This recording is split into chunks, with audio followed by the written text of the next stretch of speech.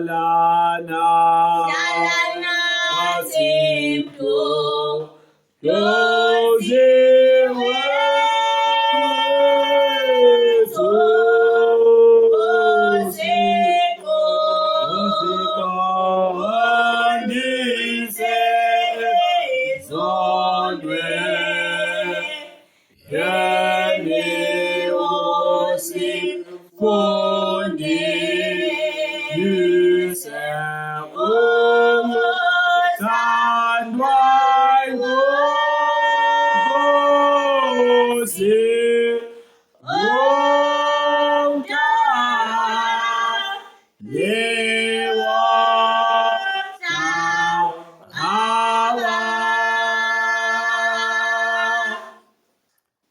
Thobisana amakhanda lapho senza umthandazo wesabatha. Umthandazo wesabatha. Nkosi engumbosi, mina imandla wonke, dlala izwe nomhlaba. So usuku lwakho olungcwele, olwangcweliswa nguwe kunezinye izinsuku, eliyinkomba ukuthi nguwe wadala izwe nomhlaba. Ezinye izinsuku abazokudumisa wena, kepha lolu lwaba usuku lokukhonza wena ngobungcwele. Sihlambulule emkhululweni wethu sibe ngcwele, ukuze ukukhonza kwethu lolu suku kwamukeleke kuwe. Siyacela bosithethelele izono zethu nezokhokho bethu, usehlisele umoya ongcwele uba usingcwelise ngalolo suku olungcwele, sibe kanye nabangcwele izikhonzi zakho phambi kwakho. Usiphe nengilosi yesabatha uba isiphilisi, sisinde noma sinasifo sini. Siyacela ukuba usibheke, siwukhonze ngeqiniso. Amen.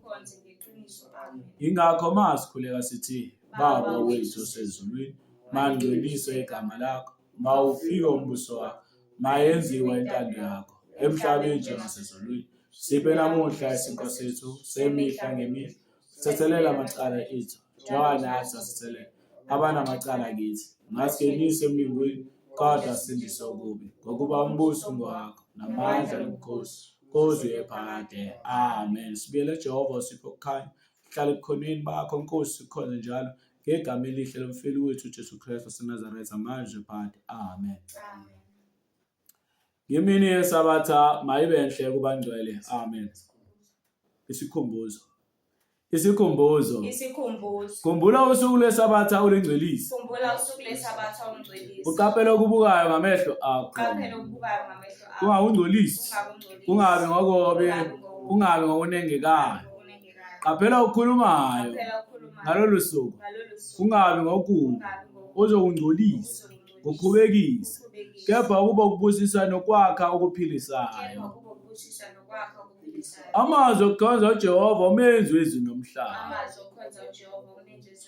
Qaphela okulalelayo, kungakuthokozisi okubi ozongcolisa izindlebe zakho, kodwa namiswa ngamazwi nendumiso kaJehova. Qaphela uthathayo lokuthintayo, kungakungcolisi umzimba wakho. Zithi uzithobe uhlale ungcwele. Qaphela unyawo lwakho, uhambe indlela zokufa. Khumbula ungenzi imisebenzi, uphumule ukhonze uJehova, ukuze nengilosi yesabatha ifike kuwe uzothi, ungayicunuli ikumangalela, uthole isiqalekiso kunesibusiso, ukufa kunokuphila. Jehova ongcwele, sicela ukuba sawuwele njalo sonini nanini, singathe usiphe ukukhanya. Sicela konke lokho egameni lomfeli wethu Jesu Kristu waseNazaretha. Sicela inkonzo Nkosi evela kuwe, sibe nokuqonda embhalweni yakho engcwele Nkosi, kusiseza inhliziyo zethu Nkosi ukuba zamukele izwi lakho, nezindlebe zethu Nkosi ukuba zilalele izwi lakho, nezindlebe zethu ukuba ziliphathe, zingagcini ngokuliphatha ngeze Nkosi, kodwa ziliphathe ngeqiniso, bese sahlambuluka Nkosi, khonze njalo ngegama elihle lomfeli wethu Jesu Kristu waseNazaretha, manje phakathi. Amen. Imini yesabatha mayibe enhle kubangcwele. Amen. Ngizobingelela zonke izidalwa ezikhona zezulu ngokwahlukahlukana kwazo, nezithunywa ezikhona ngokwahlukahlukana kwazo, nabangcwele ngezigaba zabo, nabangcweliswa ngezigaba zabo, nabagcotshwa ngezigaba zabo, nabagcotshwakazi ngezigaba zabo. Sithi ukuthula nomusa nothando neqiniso makwande ngoJehova nangofakazi ongcwele wakhe uJesu Kristu waseNazaretha manje phakathi. Amen. Nkosi usikhupha kwena manje phakathi. Amen.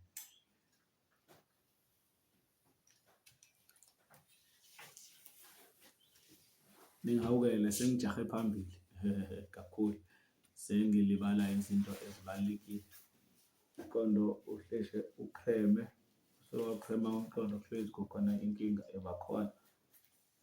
Simbonga-ke uJehova ngaso sonke isikhathi, sibonga ubukhulu bakhe, sibonga ubungcwele bakhe, sibonga amandla akhe sonini nanini esilondolozile sekuze kwaba yilesi sikhathi. Sihlale ebukhoneni bakhe uJehova, sihlale simkhonze njalo ngoba akekho onjengaye futhi akekho omelwe ukukhonzwa njengaye. Siyibandla-ke elingalikhulu elingandile, siyibandla lamaKristu kaJehova, siyibandla eligcina umthetho kaNkulunkulu, elenza amasiko okuyimikhosi, okukusoka, okugcina imithetho kaJehova, okuyimithetho 10. Yebo impela sileli bandla likanjalo, sibandla lezambulo, sibandla lizwi likaNkulunkulu, sibandla likalizwi likhulumayo ezindlebeni zethu, sibandla lezi nsuku zokugcina basho njalo, sibandla ley'nsuku zokugcina abantu bebedelela abanye besho lokhu nalokhu. Kodwa siyambonga uMvelinqangi, siyambonga usonini nanini, siyambonga uJehova ukuthi njalo uhlele sithumelela umoya wakhe, sithumelela uKristu, afike uKristu kuthina ekhuluma lisho izwi lithi linguKristu, umangale uzwe izwi likhuluma uthi Nkosi ngizothi ngubani, lithi ulizwi uthe okuyinto emangalisayo. Ubheka incwadi esambulu, ulizwi uJesu uthi abheka incwadi kaJohane uqala nje vule, esiqaleni wayekhona ulizwi, ulizwi wayeNkulunkulu, ulizwi wayenguNkulunkulu, konke kwavela ngaye, akuvelanga lutho okudaliweyo ngaphandle kwakhe. Sithi yonke into isekelwe uJehova. So uJehova-ke awukwazi ukukhetha ukuthi ufika kubani, kanjani, ofanele kanjani, abukeke kanjani, awukwazi. Yena bethanda ukukhuluma, engakhulumisha nangohlanya umuntu ogula ngekhanda, akhulume umuntu ogula ngekhanda. Ingakho mina nginaka kakhulu, ngiyakhumbula nje sihambile esinododakazi sasothenga i-16, kwakhuluma omunye umuntu wathi uyagula nje, lo Muslim, wathi kuzilo kuzani, kuzivule namandla, wathi kuzivule namandla, noma wathi kuzithona sathi lahlala ngathi mina uyabuza lo muntu uthi wayedlulela nje kodwa ngamnothisa kakhulu, and kwenzeka ngithi kwenzeka impela. Ngathi mina ngoba aware kulabantu abakanje, ngoba basuke into besuke beyikhuluma, basuke bekhuluma into e-serious, cause uNkulunkulu imayelana naye, indaba yakhe imayelana nokuthi wena uyalazi izwi laNkulunkulu, nawo umoya kaNkulunkulu, nawo umoya wokuthobeka. Akuyi ukuthi uqhamuka nobani. Ngibuka abanye abantu no, uhlale emabona, uhlalele tshela abantu ukuthi isono, ukuthi isono, ukuthi isono, ushumayela isono. Ngoba kushumayela lokho kubalulekile ukuthi ukwazi ukuthi kuyisono. Uyabona nje, kubuka nje lo brother wangapha waNongoma, abantu abaningi bebengazi ukuthi ugwayi uyisono, ngoba thina abafundisi, thina abapristi asinasikhathi lesishumayela ukuthi ugwayi uyisono. Abantu abaningi bayitshela ukuthi bayala bayazi abantu ukuthi nokuthi ezinye izinto emabandleni ayishunyayelwa, abatshelwa abantu ngazi ukuthi lokho kuyisono, lokho kuyisono, lokho kuyisono. So siyibandla-ke lemkhosi kaJehova, siyibandla elihamba nge-Exodus calendar, Exodus calendar. Exodus calendar iyafana neluna ngoba isebenzisa inyanga esesibhakabhakeni. Sibuka inyanga esibhakabhakeni, then mase sibheka imikhosi kaJehova. Imikhosi kaJehova into edala ukuthi sithi iluna calendar ingoba leli calendar lithi inyanga yokuqala inyanga abantwana bakwa-Israyeli abaphuma ngayo eGibhithe, kodwa wangasiyona inyanga yokuqala, kodwa inyanga yokuqala ile nyanga abatshelwa yona abantwana bakwa-Israyeli bephuma eGibhithe. Kwathiwa lena-ke siyakuba yinhloko kwezinye izinyanga. So leyo nyanga-ke njengoba kunjalo sisebenza ngayo. So kusho ukuthi-ke thina nama-China nama-Muslim, angazi ama-Muslim uthatha inyanga esingaki le i-Ramadan, uthatha inyanga esingaki, kodwa kuthina le nyanga inyanga yokuqala, le inyanga yokuqala onyakeni. Njengoba kuyinyanga yokuqala sinemikhosi ekhona ezoba mithathu. Owokuqala esikuwona manje nje sesingasathinta imbiliso namakhosikazi ethu sesiwabukela le nezinto enembiliso sesiy'bukela le siqala ngomkhosi wani wephasika. Thina iphasika lethu kwehlukile ngoba silokhuzayo asidli imbiliso for 14 days. Sidli imbiliso for 14 days. Siyayithiba imizimba yethu for 14 days. Asenzi njengoba abanye abantu benza ukuthi yonke into iyoziqala emhla ka4, uyoziqala mhla ka10 njalo sekungeniswa imvu.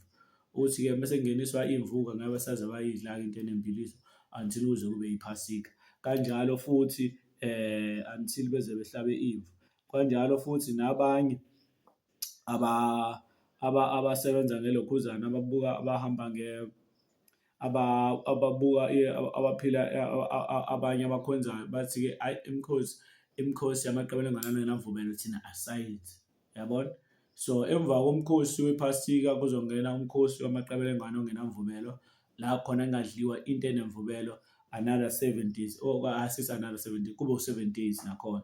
Kusuka nje ngomhla ka15 kuya le. Bekithi umhla ka15 ngikhuluma ngomhla ka15 wenyanga esibhakabhakeni.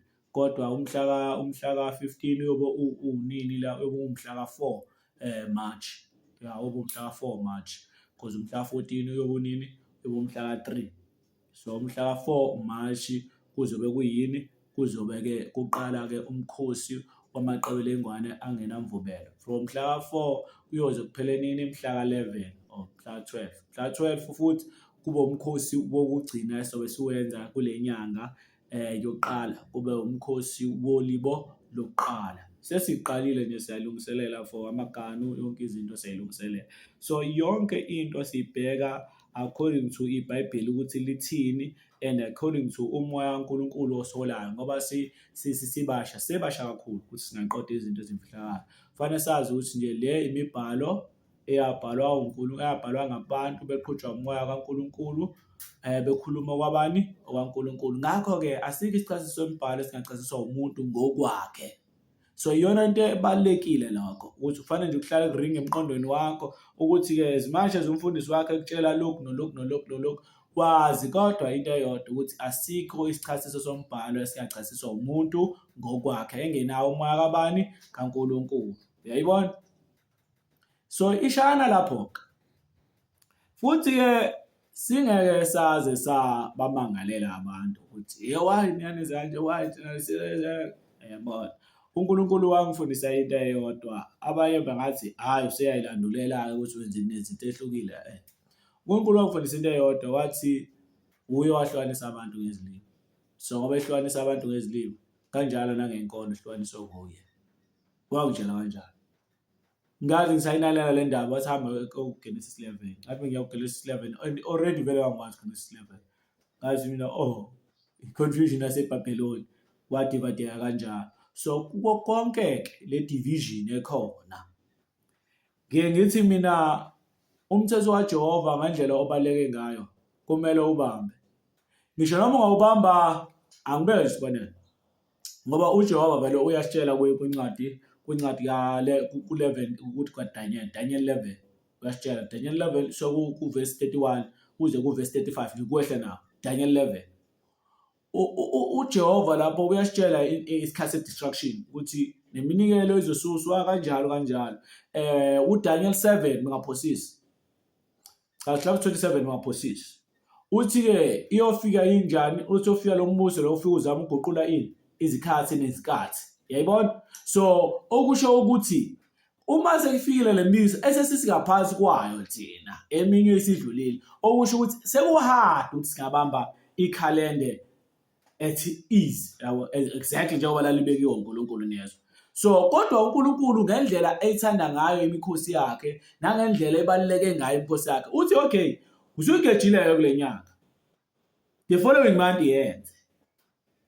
Also you can change the following month. The following of the following month injani? Yes, because ibalekile imark. Umthetho kaNkulunkulu uwuphawu phakathi kwabantwana bakaNkulunkulu. Uphawu phakathi kwaNkulunkulu nabantwana bakhe. Umthetho nje kaJehova. Kufanele sikwazi lokho kusinke ekuthini engqondweni zethu. Ukwazi ukuthi hey le ndoda ishumayela umthetho no kubalekile. Kubalekile. And futhi kwiposition engikuyona vele umthetho yinto ofanele ngiyishumayele. Into efanele ngintshele hayi nokuthi ngiyashumayela ngiyantshela. Ukuthi ke ngoba asinawo lelibandla abaprofeti ayefike ngitshele umthetho ukuthi mhlawumbe i-hour 48 laws ngobeke wami 48 laws njengoba kunjalo i-hour 48 laws mhlawumbe i-hour bese ngisuka ngiyasuka lapho bese yangena umprofeti achaza so ngiyabona ukuthi ngisale because umprofeti usebenza ngomoya kaNkulunkulu akwazi ukuzwa abantu bebesele uthi umthetho nje oconfuseayo yilo bese eyawuchaza so ngekhathi uyawuchaza abafundisi nabelusi banjani labo bayabhala umpriest uthe umthetho uthi umprofeti uyawuchaza lo mthetho uthi ke kufanele ugcinwe kanjani ingani uJehova ubeka ingakho kukhona umthetho nani nabaprofeti so nayizwa umthetho uzoba umprofeti abanye abantu babedideka omunye umbona uthi akazi umbuzo uthi yini enkulu phakathi komprofeti kompriest nenkosi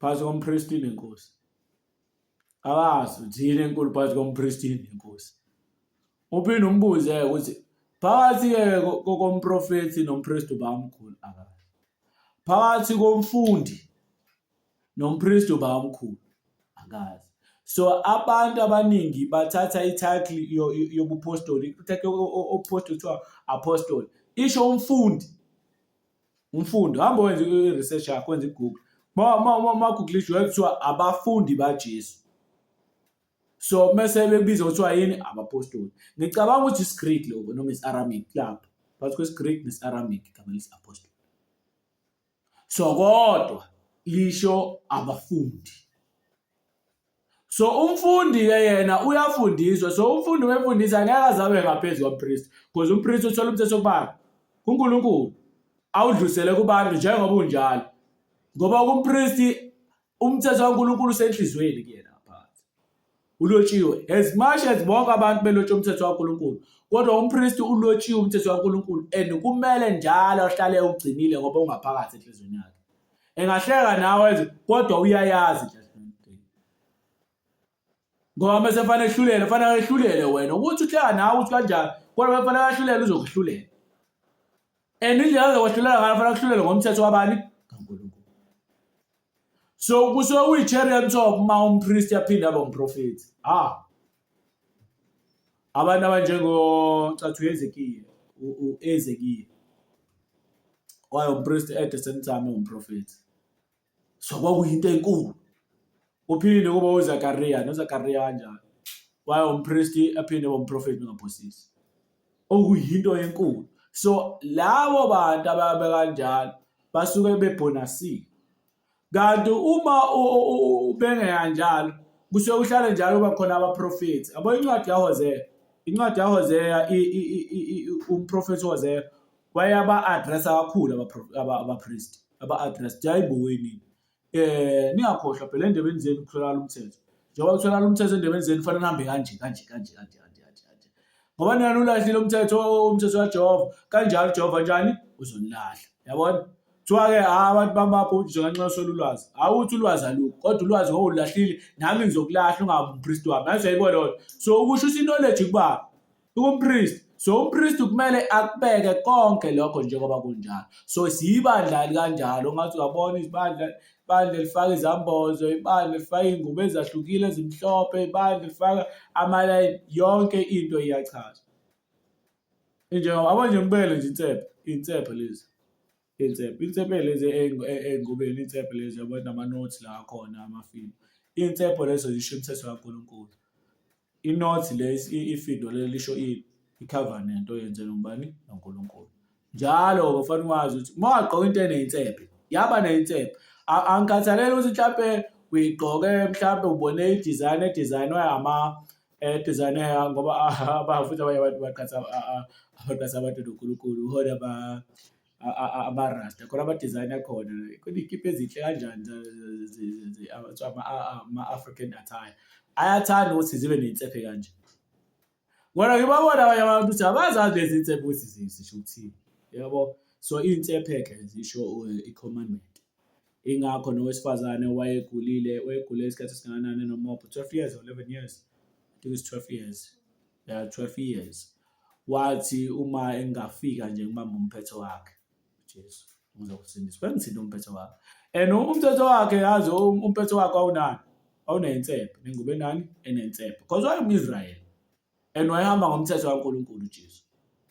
So zonke lezi zinto lezi kumele sizindlale so that abantu bazo-understand ukuthi okay, leli bandla leli bahamba ngakho impela, yabona. Noma kunalokho nalokho thina singakuqondi, ngoba nokunye sizokuchaza kwamanye amavidiyo, nokunye siphinde sikuchaze kwamanye amavidiyo, nokunye sibe sikuchaze kwamanye amavidiyo ukuze uzokwazi ukuthi ngiqonde.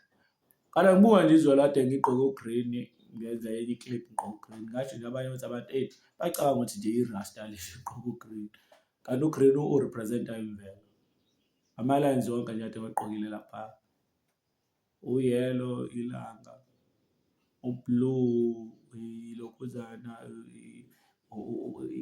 ungasho ukuthi divine, kodwa divine kahle kahle isikhathi esiningi kuba upurple divine. So yonke ama-colours asuke uwabona ahlangene noNkulunkulu, wonke ama-colours amaningi ahlangene noNkulunkulu. So kusuke ngahlangene nankolo thizeni kodwa ahlangane noNkulunkulu. And kufanele wazi into eyodwa, thina siyibandla-ke elingekho-ke religious, yazi ukuthi vele uma siyibandla fanele le-religious, si-spiritual too much, ngoba imithetho nayo yonke nazo zonke izinto uNkulunkulu sinikeza zona direct. Hhayi ukuthi siyifunda phansi eminingi, sinikezwa direct. Then uma sinikezwa direct ukuze sokwazi ukuthi siya ebantwini kumele sibe nento enjani ephathekayo. Imagine-ke umuntu-ke efika ezokutshela ukuthi ngizwe izwi lisi kanje kanje kanje, and u-scriptural wena, and bu-scriptural abantu abaningi aba-scriptural imiqondo yabo ibuye ihambe, abakwazi ukuthi besibone i-scripture mase sifika nomuntu. Bakwazi usibona i-scripture uma umuntu ethi-ke asihambise encwadini ukuthi ubana-ke la umuntu ezethi ngiyalazi iBhayibheli, ngiyalazi, ayikho into enjalo. Izolo nje ngaphosta enye ipost khuluma ngoMagabiyas, kwangena incebo ngo-full force, ngazithoba ngitshela ngathi ngiyacela ngicela uhambe ufunda ngoba ngibonile ukuthi cha, ngiyacela ngathi ngiyaphinda futhi ngiyakucela, cela uhambe uyofunda ngoba kubalulekile. Yabona uma uzokhuluma qala into oyinambithe, and futhi kwesinye isikhathi uma uzokhuluma qala into emayelana noNkulunkulu, funda, do your research, funda. Yazi ziningi izinkolo kubo ukuthi hayi labantu laba bahamba ngendlela kaNkulunkulu, kodwa abantu abaseduze bayabathuka bayenza yonke into. Ngisho ukuthi mina and uNkulunkulu akabheki ukuthi lo akaqondi, nwazi nje lokho, akabheki ukuthi uNkulunkulu usenjani, lo akaqondi, because wonke umuntu umphilo umoya wani oqonda, lo akaqondi umphilo uNkulunkulu wonke umuntu umoya wani oqonda. Asikhumbuleni phela seyinsuku izogcina manje, njengoba seyinsuku izogcina. Uthini incwadi kaJoel? Ethi uNkulunkulu uyothulula umoya wakhe kuwo bonke abantu ngey'nsuku zokugcina. Bonke abantu bayoqonda ngithi, abanye bayophupha amaphupho, abanye bayobona umoya, abanye bayoprofetha. So lokho kusho ukuthi umoya wokuqonda ukuwonke umuntu, kodwa ngenxa yokuthi ikhanda lakhe li-clouded, nokuthi lo moya wokuqonda uma umtshela ukuthi le ndlela yindlela kaNkulunkulu, ufuna ahambe abheke into eyicishana ezokwazi ukuthi imsekele yena nenyama yakhe, baqhubeke ney'nkanuko zakhe, aqhubeke ney'nkanuko zakho. Angibeke isibonelo, Uyakwazi ukuthi ulele uphuphe ibandla thizeni. Angisho njalo ukuthi uphuphe ibandla thizeni lirahle nobandla. Because awekho spirit akwazi ukutshela ebusuku. Ngathi siziphiwe le bandla ngamaKristu kaJehova. Inqaba amabandla angiwaphupha. Kodwa ngakuthi angithi bengwaphuphile ngiwagive. Wena anti inkosi amadlozi kanjani? Angihlangani. Fika abanye begqoka ingubo ezimhlophe bethi sifanele ukuthi nani ngani nenza kanjani. And ngokomusa kaNkulunkulu idlozi lasela yaqala. Yokwenza ngaba safe kakhulu. So ngazi ukuthi okay manje bese ngiyalwa manje noma ngiyabaleka. Akumele ngibalekele la kuzoba khona ilokhuzana amadlozi because awukwazi ukudlalela ku David territory.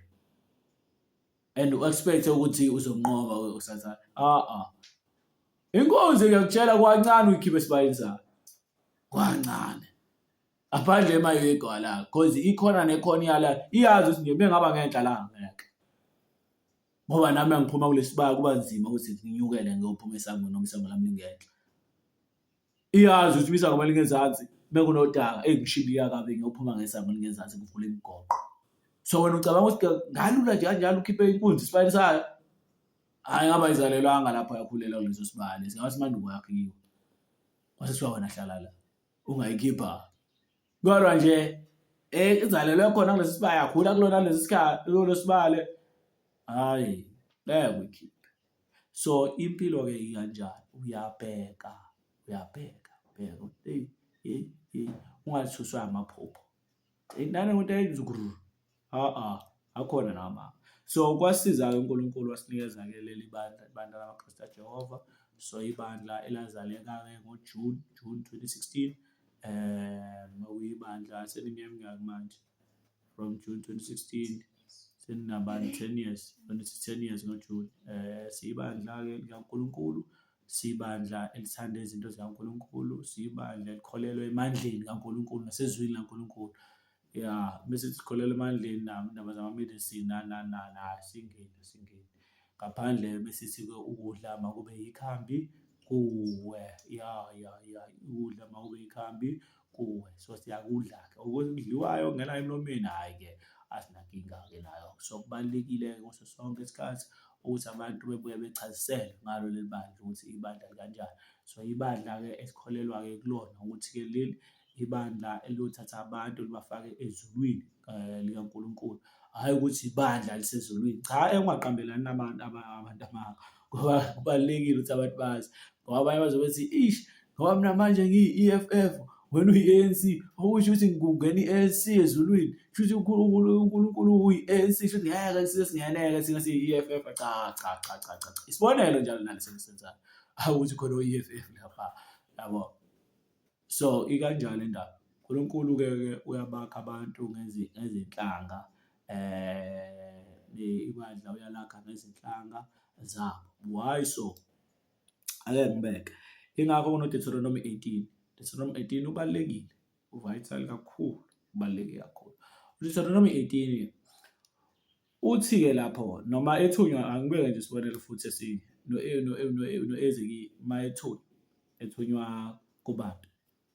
Uyatshela kuthiwa ke ngikuthuma kubantu abazokuzwa. Hayi abantu abakhulunywa ulimi. Ngikuthuma kubafowethu kuyindlu kayihlo. So okusho ukuthi yonke into embi abayenzayo uyayazi. Yonke into enhle abayenzayo uyayazi. Yabona? So awuthunyelwa kwesinye isizwe. Awuba uthunyelwa kwesinye isizwe. Bekwenzekile wathunyelwa kuleso sizwe leso. Kumele ubheke imessage yakho kuphela. Bahamba ngayo. And labo bantu bahamba leyo message leyo, ufika uthunyelwa leyo message, udeliver leyo message, mase uyayishiya leyo message.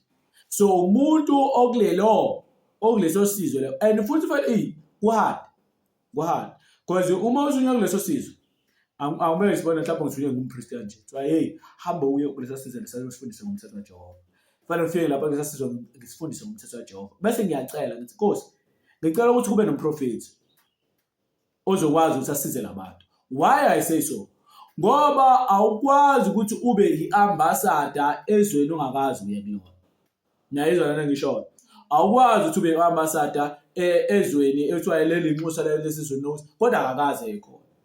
Awazi imihosha yakhona ukuthi mhlawumbe uyi-tourist, uyi-tour guide, mhlawumbe uyaheha abantu kulezo zinto ze-tourism.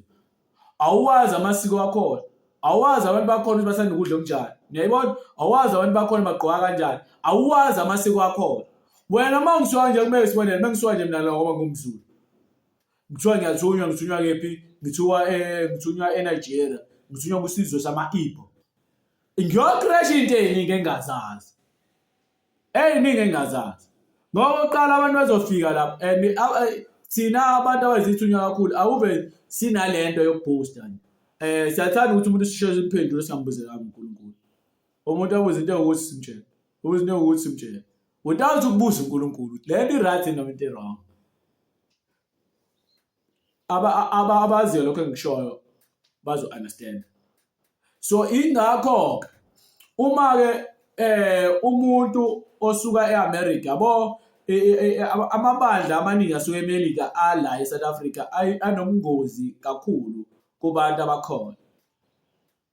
Ngoba ukuze ufithe in wona kumele uzihlubule ubuwena then ube yiMelika, ube yiMelika ukuze uzokwazi ofisa in.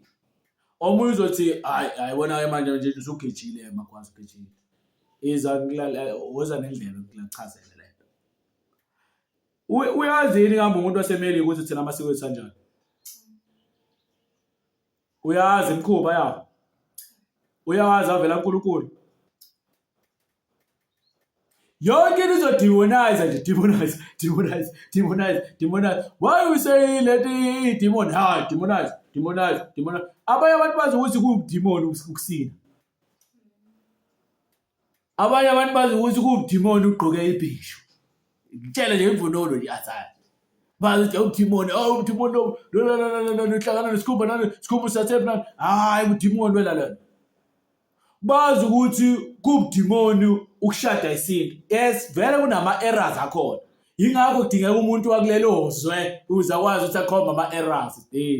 Kunama errors komshado la. Kanjalo nakumshado omhlophe kunama errors akhona.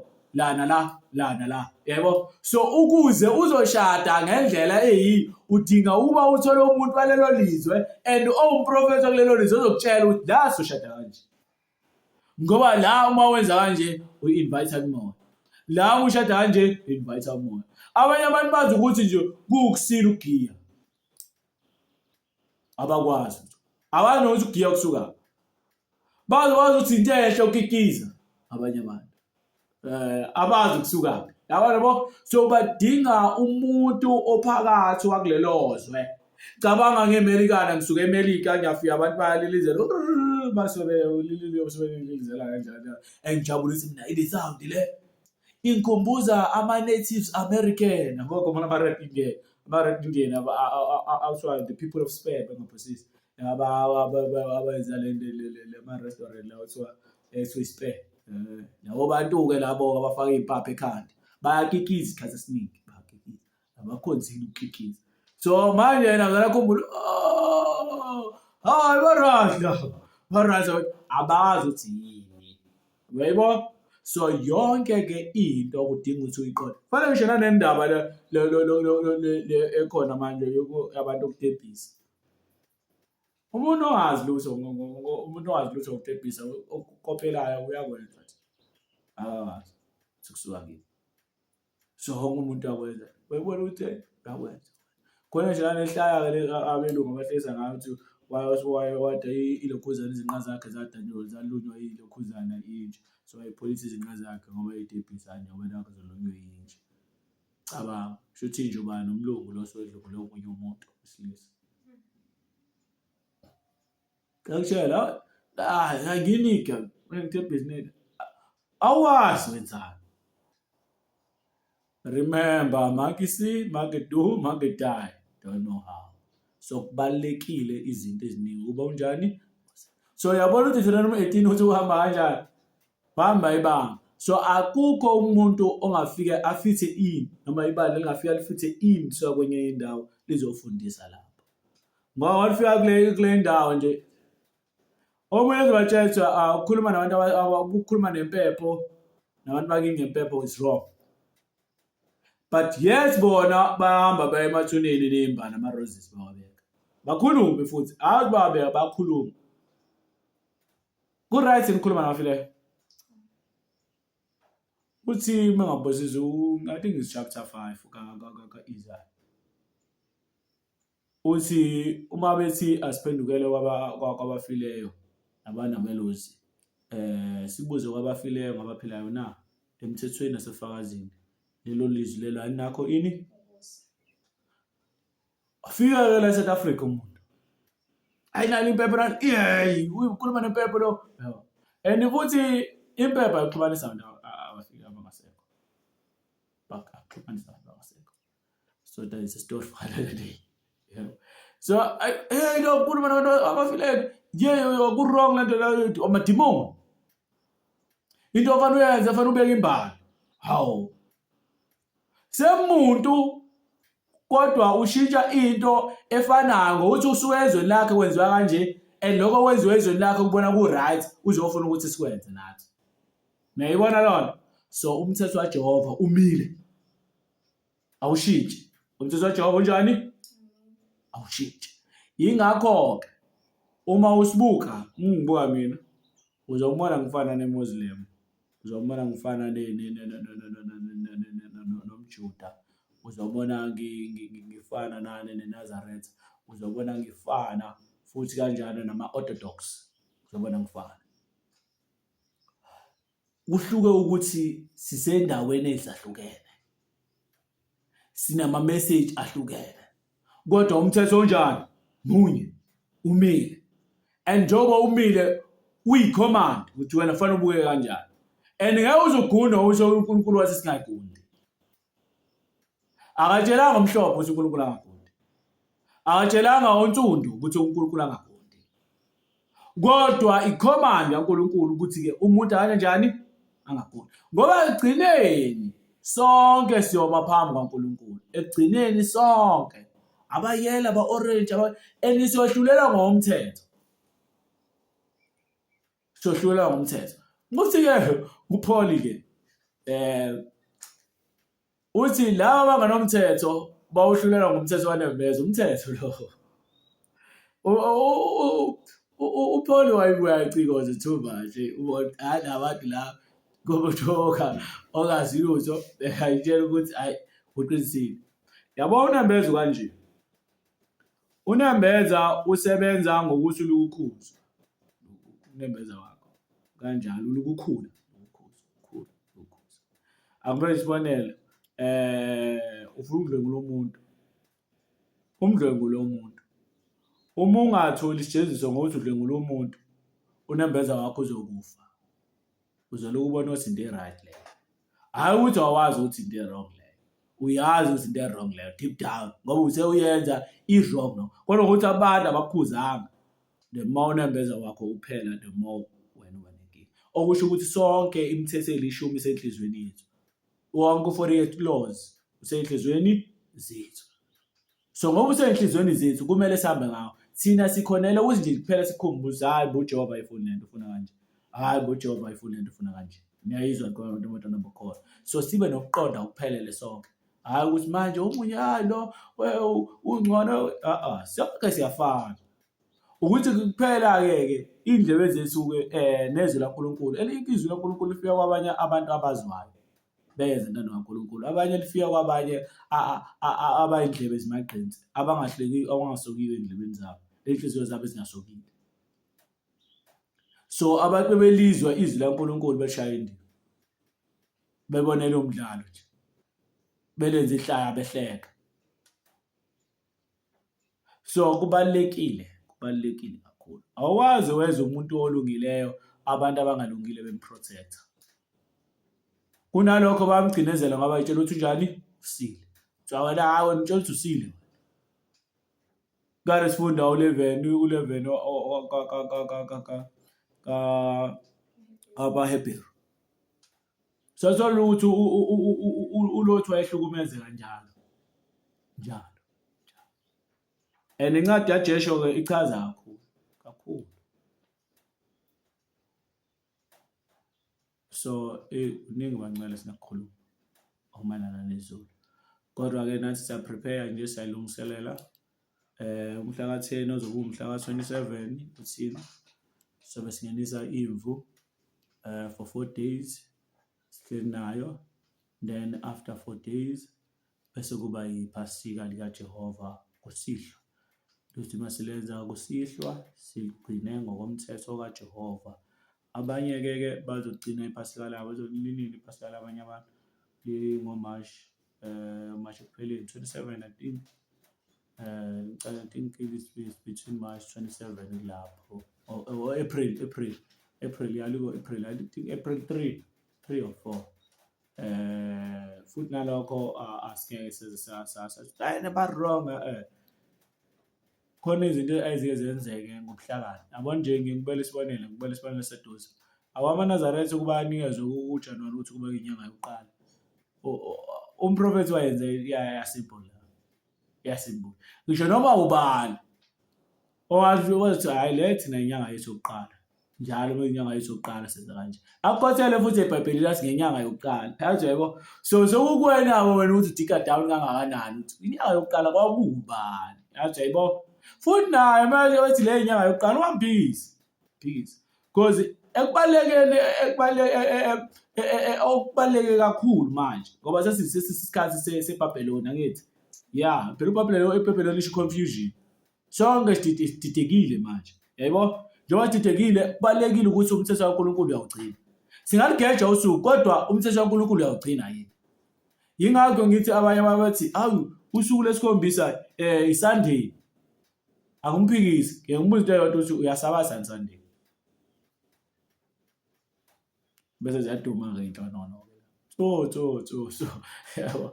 Ubona ukuthi hayi ngobani into abantu abayishoyo nesitha esiguqulile. Siyayiguqula isitha masibo. Akube sibone. Kufanele uvuke ngo-12 uthandaza. Sikubambe isitha ngo-12. Uvuke ngo-1. Uma uvuke ngo-1 manje ungathandaza wena ukhosha 12. Yes. Yonke ebalekile. Ngisho lapho nondaze ukubona ukuthi isiqubulo sesithathe impela isigxilile kuyena. Ukuthi bengahambe kenza njani? Kungagaqeki khasa hambe ngesisu. Mangahambe ngesisu rola uginqike. As long you keep moving, so yonke ebalekile la. And imikhosi kaJehova nginithuthele yona. Imikhosi kaJehova ikuveza ukuthi uJehova khona. Ndoqala. And okwesibili iwumlando. Okwesithathu iwufakazi. So uma wena ugcina iphasika okusho ukuthi uthi wena lento uJehova ayenze eGibhithe ezinhlupho eziyishumi wazenza ngalolu suku. Wabakhipha abantwana baNkulunkulu ngalolu suku. Walivula ulwandle ngoba phela akwazi ukuthi ungakhuluma ngendaba yephasika ulwandle ungakholelwa ukuthi lavuleka.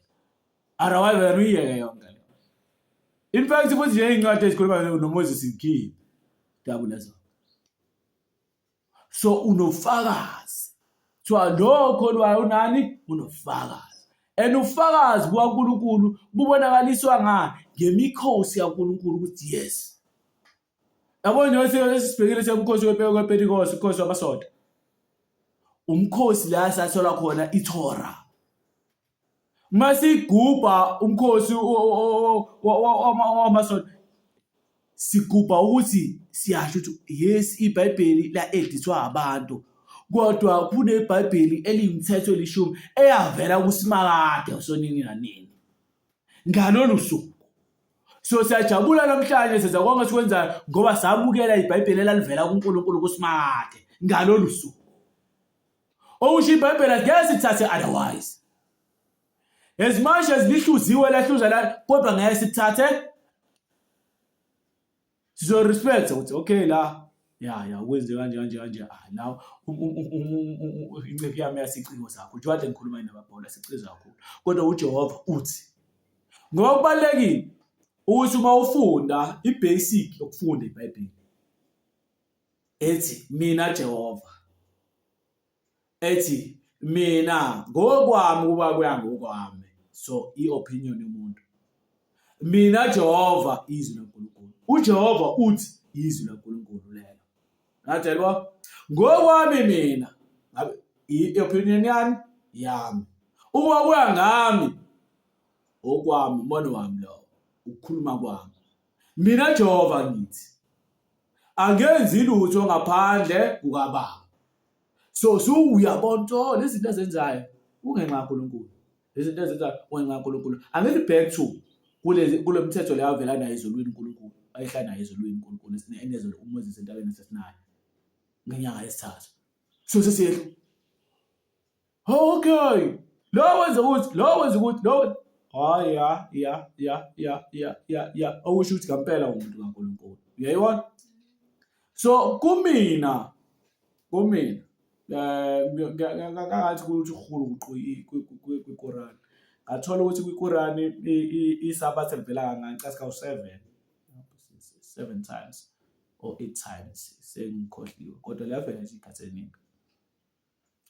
Uma ngasuka omunye umuntu ethi ungumprofeti noma isithunywa esivele ezulwini bese ethi ayikho indaba yesabatha. Ayikho indaba yesabatha. Ayikho nje. Musa athi ayikho. Okusho ukuthi yena akafuni ukubuza uNkulunkulu oqala. Okwesibili akavele ezulwini. Akafuni ukubuza uNkulunkulu, okwesibili akavele ezulwini. Because abanye abantu bayabetshela ukuthi ngoba nakho uyisithunywa usuwazi konke. Cha, awazi konke. Buza.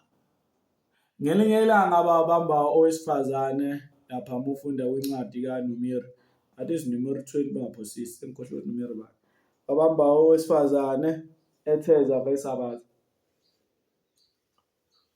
Utheza uthini?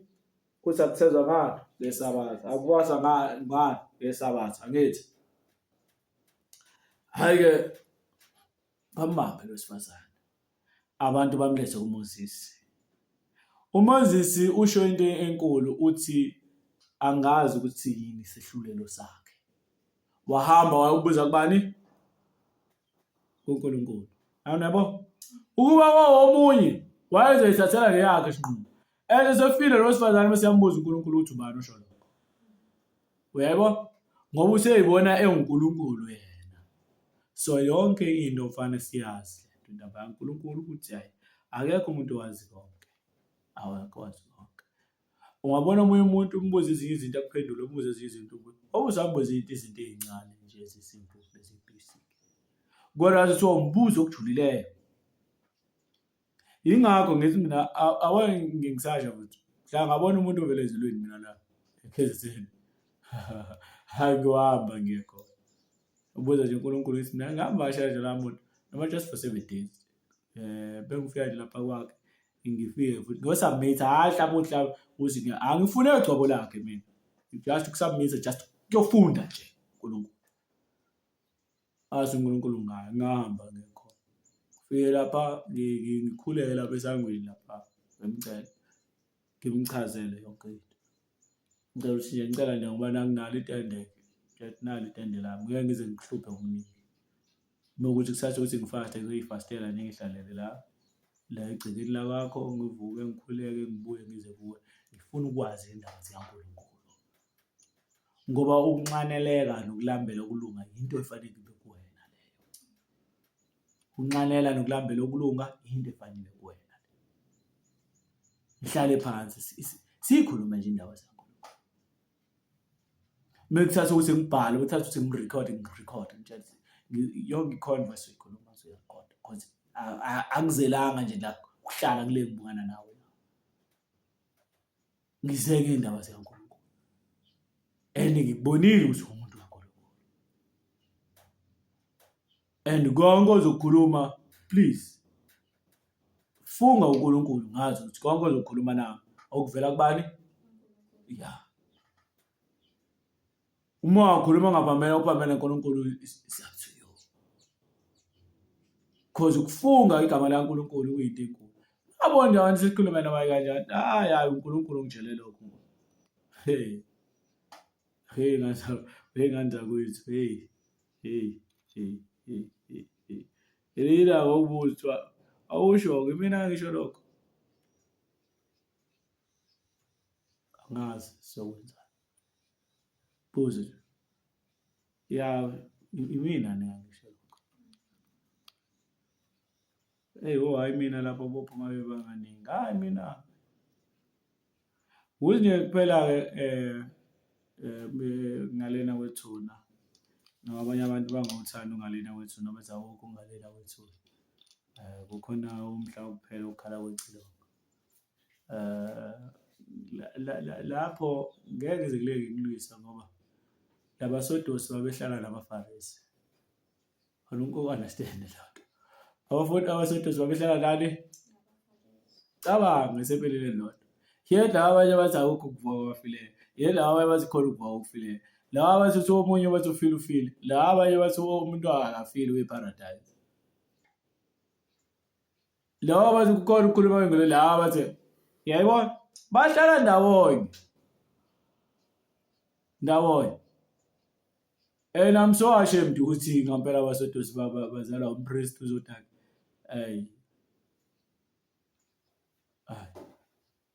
kodwa ngibuye understand ukuthi phela umpriest unikeza umthetho bahambe nomthetho ahambe ngawo so abantwana bokholwa singakhuluma kuhle ngakho kodwa nje kulesi sikhathi nje lesi bengifuna nje ukuthi si-ayine lokho izinto sikwazi ukuthi siqonde sizenze ngendlela elungileyo sama ukulunga phambi kwaNkulunkulu osemthethweni waNkulunkulu ngoba ufazi ngayo ukhulu kuyamangalisa ubufakazi babo uma sibamba sigcina sibenza siyokuhlahlamela siphumelele kuwo konke esinjani esikwenzayo sithobe namakhanda insingozo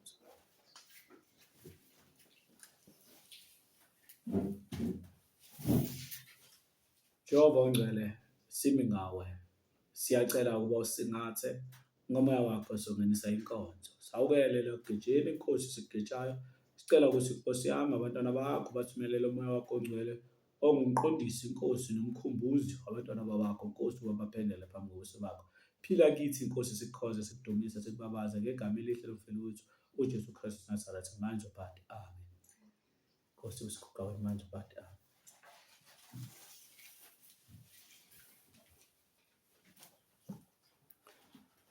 umthetho kaJehova ungcwele umthetho kaJehova ungcwele and ulugange umthetho kaJehova ungcwele futhi uyilini ulugange gange yini fence uyakubiyela futhi umthetho kaJehova uyakubiyela futhi umthetho kaJehova unjani uyakuvikela yes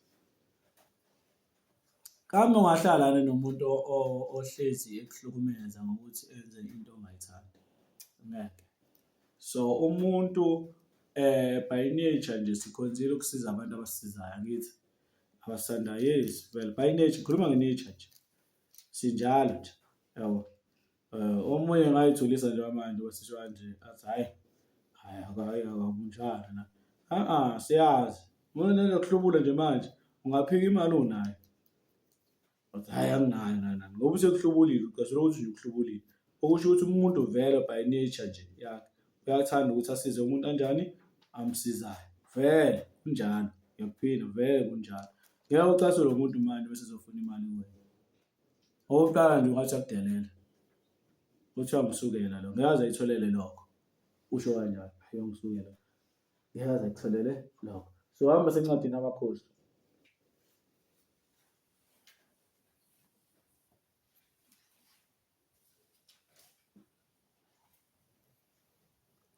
ingubo emhlophe imele ini ubungcwele ngithi ingubo emhlophe imele ini ubungcwele manje uJesu londa izembatho zakho ukuze ungafiki uhambaze usho kweni uthi ugcina ubungcwele bakhe ngithi yes anisekho nibazalwane angithi ingubo imele ini ubungcwele uma uJesu ke lona ingubo yakho ukuze ungeke ngifike unjani uhambaze usho ukuthi ngilinda londa ini ubungcwele bakhe ngithi yes sizoqala la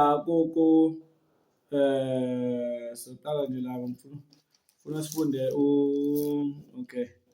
Sofunda u17 amakhosi esibili verse 17 chapter 17 amakhosi esibili chapter 17. Ukuchithwa kwa-Israyeli. Kubalulekile sonke siqale siqonde. La uchithwa u-Israyeli ngonyaka kabani ka722. Uchithwa ngonyaka kabani ka722 ngaphansi kwenkosi okuthiwa ubani? Hosheya. Ngaphansi kwenkosi ekuthiwa ubani? uHosheya. Onyakeni kabani kwenkosi yakwaJuda ekuthiwa u-Ahazi. Yayibona? So siyazi ukuthi-ke u-Israyeli wadivayideka nini? Wadivayideka ngesikhathi senkosi yabani kuthiwa uJerobhowamu noRehobowamu. So lapho unyaka wabani ka930. So sisho njalo. Angithi uSolomon uSawuli wabusa ngonyaka wabani ka1050. Angithi wabusa only bani 40 years. Wathi mayefa ngonyaka ka1010 kwangena bani? Kwangena uDavid. uDavid wabusa bani? 40 years. So 40 years watholakala ukuthi-ke ufa yena nini? Ngonyaka ka907. Ngonyaka ka907 kwangena uSolomon wabusa nini? Wabusa bani? 40 years. Emva kokuhamba kulo 40 years wasala bani? 930. Emva kwa930 wabusa uRehobowamu noJerobhowamu. Wadivayideka umbuso. Angithi ngenxa kuba uSolomon wakhonza onkulunkulu washisela impepho wanikela kubani? KuNkulunkulu bani? Bamakhosikazi akhe. Turning point leyo kumele uyazi evital kakhulu. Uziqede lonke iBhayibheli isukela lapha indaba umongo kwayo indaba ilapha endabeni destruction yabakhona kuSolomon kumakhosikazi akhe awu1000 nezancane ezingaki? Amakhosikazi akhe awu700 nezancane ezingaki? Eziwu300. So you must know turning point eBhayibheli. Turning point ilapha. Sesibona nje sama ngoJuda ngoba kwalahlwe kwalapha ya.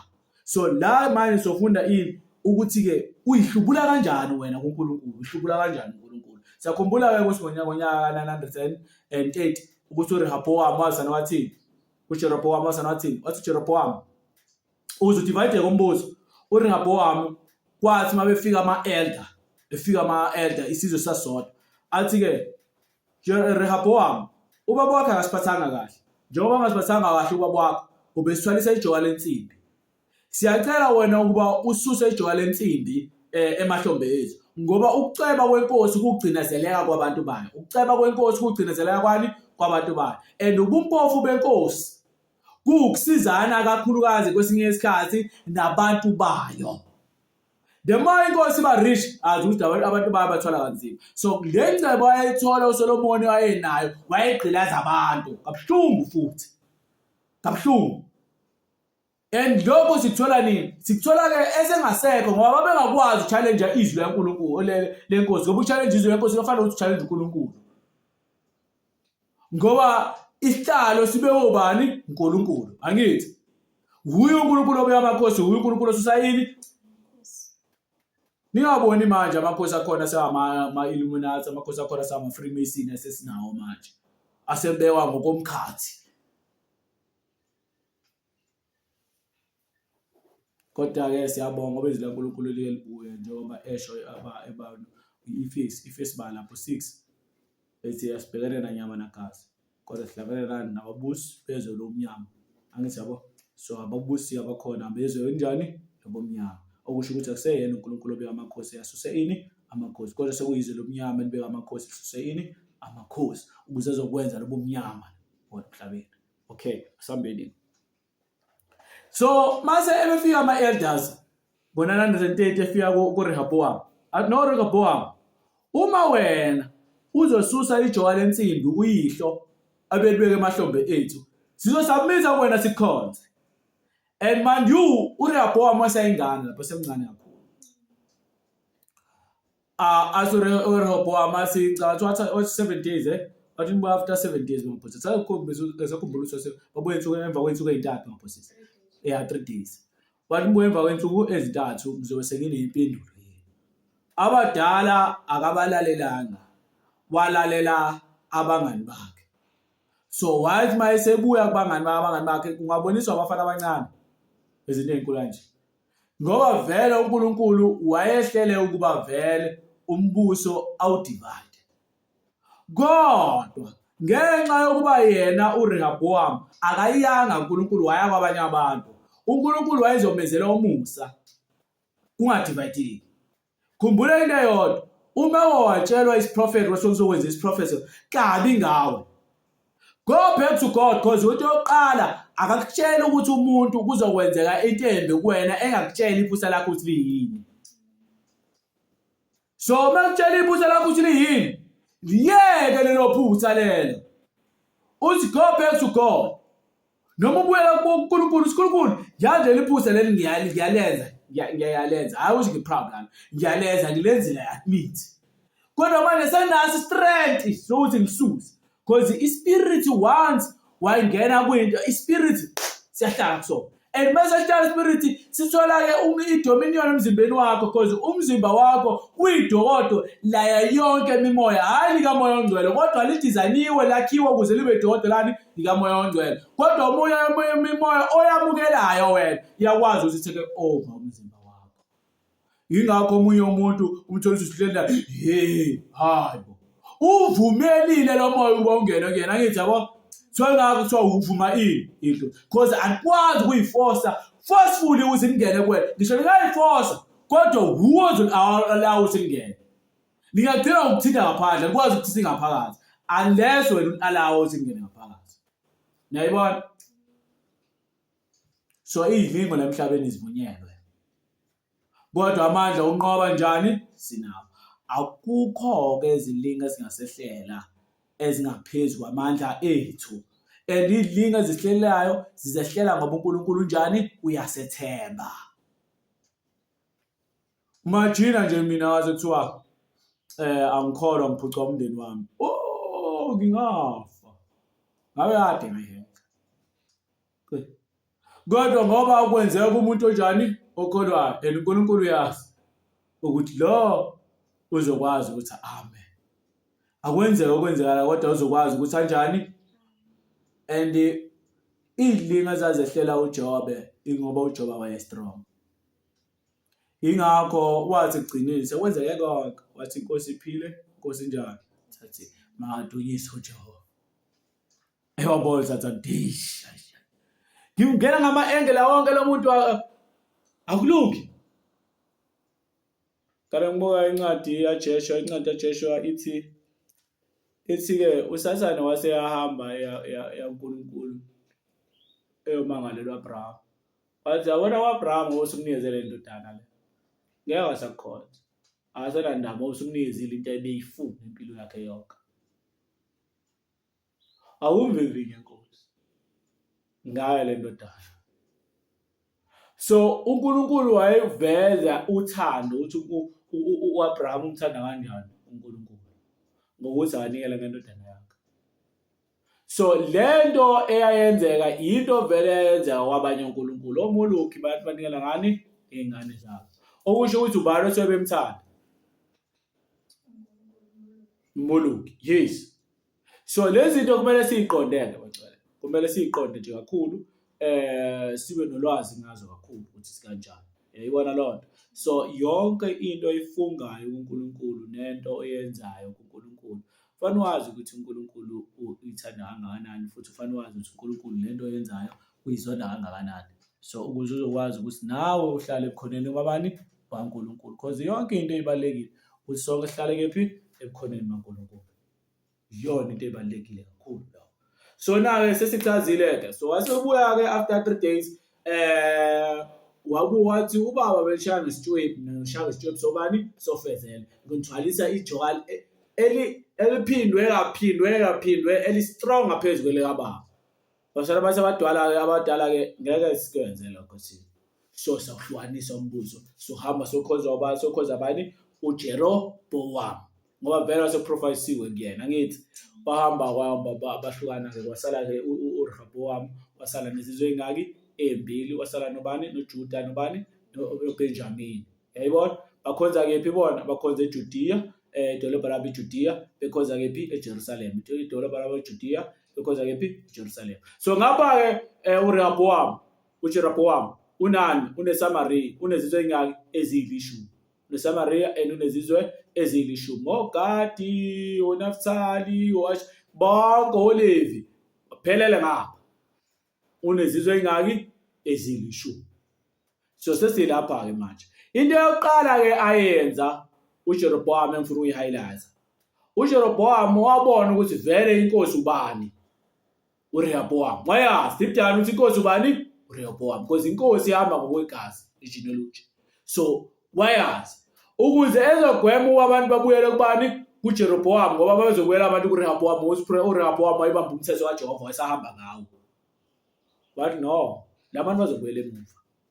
Ukuze labantu bangabuyeli emuva, angibenzela amathole amabili egolide. Elodwa walibeka eBharisheba, elodwa walibeka kephi? eSamariya. Wathi-ke naba onkulunkulu bakho Israyeli abakhipha kephi? eGibhithe. Washo the same words ashiwo u-Aroni mhla enzela abantwana bakwa-Israyeli bephumile eGibhithe ithole legolide ngesikhathi bethi nabo bafuna onkulunkulu abazohamba phambi kwabo, ngoba abazi ukuthi uMoses kwenzakaleni kuyena entabeni. Ehlele entabeni uMoses 40 days. So nayizwa leyo. So washo the same words. So base kuyadivadeka. So yaqhubeka-ke ku-Israyeli-ke ekhonza iy'thombe. Ngapha uJuda noBenjamini baqhubeka bephila impilo enjani? yobungcwele. Sambeni-ke naku chapter 17-ke manje. Semakhosi esibili chapter 17. Ukuchithwa kwa-Israyeli. Ngonyaka we-12 ka-Ahazi inkosi yakwaJuda, uHosheya indodana ka-Ela waba yinkosi eSamariya kwa-Israyeli. Wabusa iminyaka eyisishagalolunye. Wenza ukubi emehlweni kaJehova, nokho kungenjengamakhosi akwa-Israyeli ayephambi kwakhe. Kwenyuka ukulwa naye uShalmanesari inkosi yaseSiriya. uHosheya waba yisikhonzi sakhe, wathela intela kuye. Inkosi yase-Asiriya yafumana uGogu